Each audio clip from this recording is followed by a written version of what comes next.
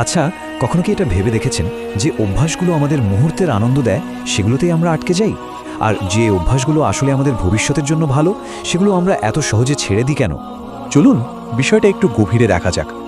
এখানে কিন্তু একটা স্পষ্ট প্যাটার্ন আছে, তাই না?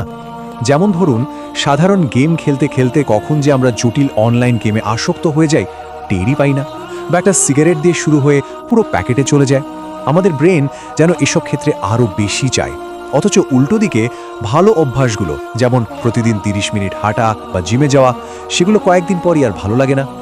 একটা সার্ভেতে দেখা গেছে নতুন বছরের শুরুতে জিমে ভর্তি হওয়ার ধুম পড়ে যায়, প্রায় 12.5% বেড়ে যায়।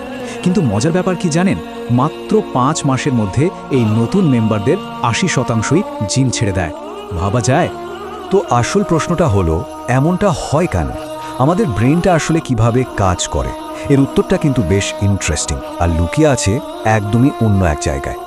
আমাদের ব্রেনকে বুঝতে হলে চলুন প্রথমে একদমই অন্যরকম একটা জিনিসের দিকে তাকাই, একটা সাধারণ লাইট বাল্ব। এই যে বাল্বটা দেখছেন, এটা নাম সেন্টিনেল বাল্ব। এটা কিন্তু কোনো সাধারণ বাল্ব নয়। 1901 সাল থেকে ক্যালিফোর্নিয়ার একটা ফায়ার ডিপার্টমেন্টে এটা একটানা জ্বলছে। হ্যাঁ, ঠিকই শুনছেন, 120 বছরেরও বেশি সময় ধরে এই একটা বাল্ব একবারও নেভেনি। এখন স্বাভাবিকভাবেই মাথায় একটা প্রশ্ন আসে, তাই না, যে যদি 1901 সালের বানানো একটা বাল্ব 1 শতাব্দীর বেশি চলতে পারে, তাহলে আজকের এত আধুনিক টেকনোলজির যুগে আমাদের বাসার বাল্বগুলো মাত্র 1200 ঘন্টা পরেই ফিউজ হয়ে যায় কেন? এর পেছনের কারণটা হলো প্ল্যান্ড অবসোলিসেন্স। মানে কোম্পানিগুলো ইচ্ছে করেই এমনভাবে জিনিসটা বানায় যাতে সেটা একটা নির্দিষ্ট সময়ের পরে নষ্ট হয়ে যায়। ভেবে দেখুন, ব্যাপারটা খুব সহজ। বাল্ব যদি সারা জীবন চলতো তাহলে তো জীবনে একবারই কেনার দরকার হতো, তাই না? ব্যবসাটা তো তাহলে চলতোই না।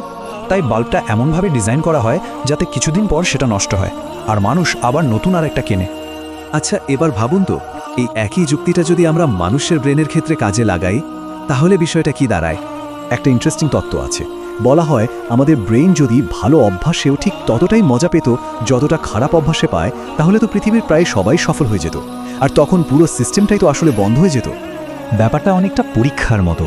একটা ক্লাসে যদি সবাই ফার্স্ট হয়ে যায় তাহলে তো আর ফার্স্ট হওয়ার কোনো মানেই থাকে না। সাফল্য যদি এত সোজা হয়ে যেত তাহলে চেষ্টা করার কোনো মূল্য থাকতো না। এখন আসল প্রশ্ন হলো, তাহলে আমাদের করার কি আছে? ব্রেনের এই ডিফল্ট প্রোগ্রামিং থেকে বের হওয়ার কি কোনো উপায় নেই? হ্যাঁ, আছে।